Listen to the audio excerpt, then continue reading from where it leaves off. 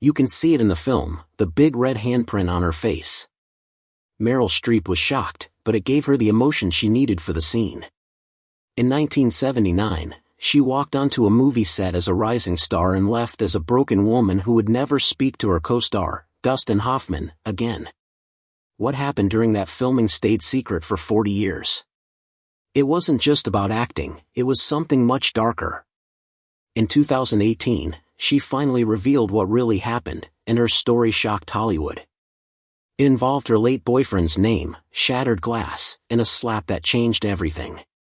Mary Louise Meryl Streep was born on June 22, 1949, in Summit, New Jersey.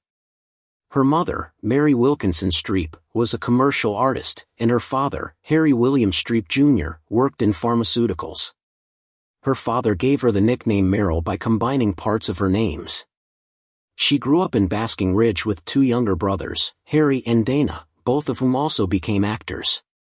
Her family supported creativity, her mother encouraged it openly, and her father quietly let them follow their dreams. At age 12, Meryl began traveling to New York City for opera lessons with a famous teacher, Estelle Liebling, who had trained dozens of opera stars. Meryl had a strong singing voice, but she didn't love opera. She preferred cheerleading, boys, and the fun of school life. After 4 years, she quit opera and decided she would never fake feelings again, she'd only do what she truly felt. As a child, she was shy and awkward, tall, with frizzy hair and glasses, but she loved performing. She acted in school plays, did impressions at home, and could instantly change her voice or personality.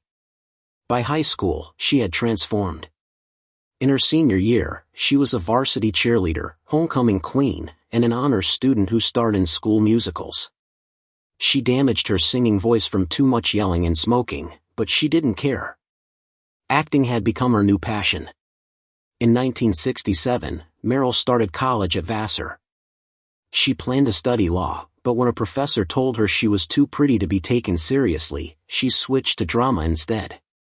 She performed in 40 plays during her time there and became known for her ability to change voices and accents effortlessly. Her teachers called her the most talented actress of her generation. She later joined Yale Drama School, performing in dozens of plays while barely sleeping. She was intense, completely committed, and impossible to ignore. By 1975, Meryl was on Broadway, earning $150 a week. Critics loved her. In 1976, she starred in 27 Wagons Full of Cotton and impressed playwright Tennessee Williams so much that he saw it 3 times. She stayed in character for the entire 8-week run. She also worked in Central Park and small theaters, taking every role she could while struggling to pay rent. Her first movie role came in 1977's Julia, where she was on screen for less than 3 minutes. That same year, tragedy struck. Her partner, actor John Cazale, from The Godfather, was diagnosed with terminal cancer. Meryl took a role in The Deer Hunter just to stay close to him. When producers tried to fire Cazale after learning he was dying, she threatened to quit. She cared for him until he passed away in 1978, at only 42 years old. She was devastated. Months later, she met sculptor Don Gummer, who helped her move out of John's apartment. They married that same year and eventually had 4 children. Her performance in the TV series Holocaust won her an Emmy and made her internationally famous. Then came Manhattan, The Seduction of Joe Tynan, and Kramer vs. Kramer, all released in 1979. That year made her a star. Dustin Hoffman's story began differently.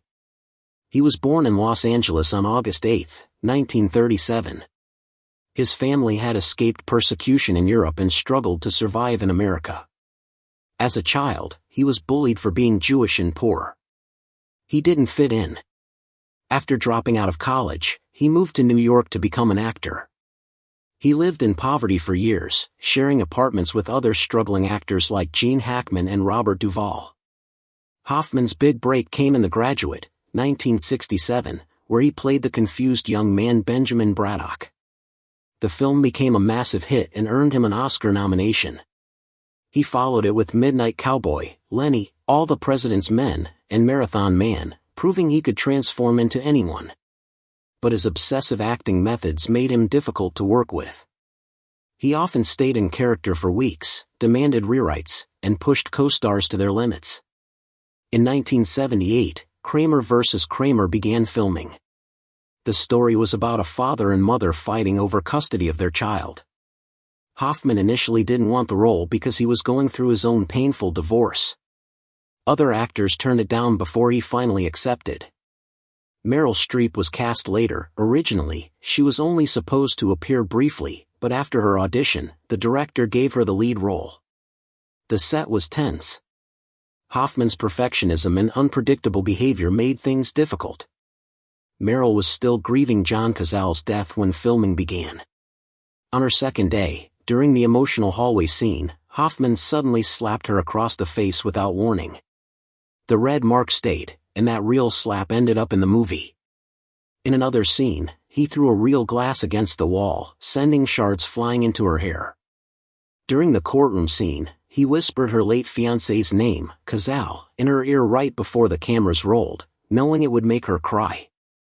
Meryl later said she felt violated and shocked. Despite everything, the movie became a huge success. It won 5 Oscars, including Best Actor for Hoffman and Best Supporting Actress for Streep. On stage, Meryl thanked the director but never mentioned Hoffman. She stayed quiet about what happened for decades. Meryl's career only grew.